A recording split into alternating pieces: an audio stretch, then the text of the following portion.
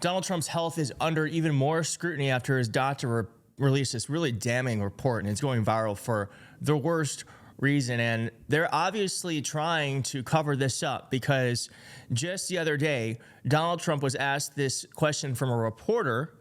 I'm going to say that in quotes, reporter, because you're going to hear this question about Donald Trump's health. You got the perfect health report.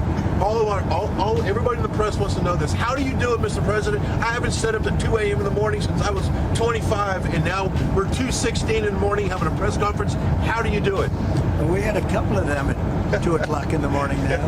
Biden, I guarantee. You're wearing the press out. Biden was sleeping for 10 hours already. No, I have a lot of respect for the press, really, I do. Some of it's fake news, but a lot of it's good, like you.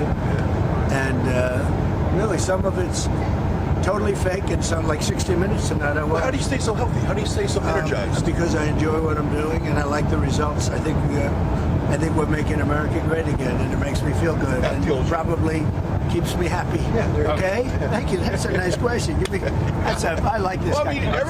So the reason why that question is being asked is because what Donald Trump has done is he has taken over the White House press availability, and he has decided who gets to cover the White House. This typically used to be a thing that the White House correspondents decided who would cover the president. But now the White House has taken that over, and so they have put a lot of sycophants and truly propagandists into this press pool to pepper questions like that, where he's just asked like obviously very leading questions that are not at all pushing him or trying to inquire about what is actually going on. And so that's happening more and more. And I gotta say, does this person look like they were in perfect health?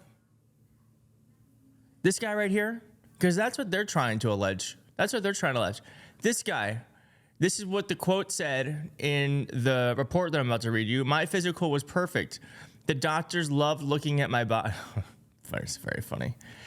Yeah, this man is not doing well.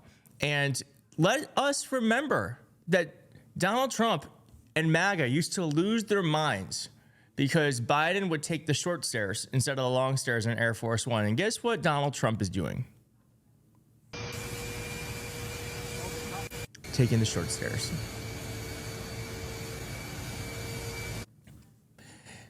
Yeah. All right, let's get into this report. So it says, physician to the president, urine analysis, normal. And all this stuff, normal, lifelong abstinence from tobacco and alcohol, blah, blah, blah, blah. But here's the summary. President Trump remains in excellent health, exhibiting robust cardiac, pulmonary, neurological, and general physical fitness. His active lifestyle continues to contribute significantly to his well-being. President Trump's days included participation in multiple meetings, public appearances, press availability, and frequent victories in golf events. President Trump exhibits excellent cognitive and physical health and is fully fit to execute the duties of the commander-in-chief and head of state. Frequent victories in golf events. He wins those golf events because he rigs them. Like he is not allowed to lose. They are his events. So he makes sure that he wins. And I'm sorry, but is golf really a strenuous activity? Hitting a little ball a couple of feet and then getting into a golf cart and going to the ball? Is that really what they're citing as him obviously having good health? As someone wrote here, glorious, this is what it is. This is parody. Glorious Supreme Leader of the West, Donald Trump, confirmed to possess health of 10 oxen. White House doctor trembling with reverence announces that cholesterol visibly flees his body in fear. And as someone pointed out, because there's also like all these statistics that he is 78, he's 6'3", 224 pounds. 224 pounds. According to Trump's annual physical, he has almost the exact same vital health stats as Muhammad Ali at his physical health. And this man is 80 years old. Let that sink in for a moment. Prime Trump would have knocked out prime Muhammad Ali easily. Okay, well, that's the last line. There's obviously a joke, but that's obviously a lie. And as someone noted here, if we can't trust his doctors when they claim Trump weighs only 224 pounds, how can we trust them when they claim he is in perfect cognitive health?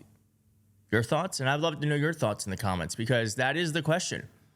If Donald Trump is in such great health, then why would they lie about it?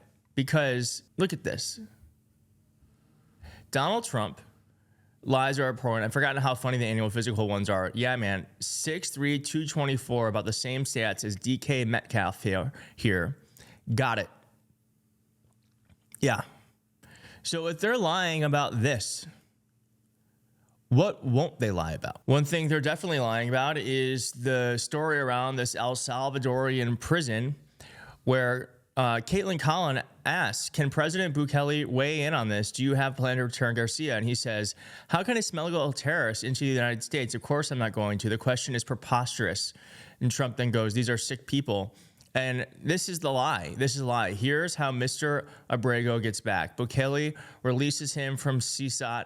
The U.S. gives him humanitarian parole as part of the court order requiring to facilitate his return. His family buys him a plane ticket. He flies home.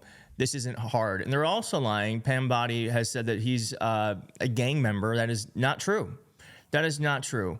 He was a person in this country seeking asylum because of violence happening in his own country. And that typically used to be what America was about, was we took in pretty much anyone who was willing to be here, work hard, and wanted to become an American. And that's totally changed now. And I'm going to end with this. Friend of the show, Lee McGowan, really put this all into context. And the way she talks about this here is important because she is not mincing words. What we're experiencing right now is the thing, the slide into authoritarianism. And Lee, I think, does a great job really setting up what this all means. So thanks so much for watching. This clip is right after this. I'll see you next time, and please hit like and subscribe. Thanks.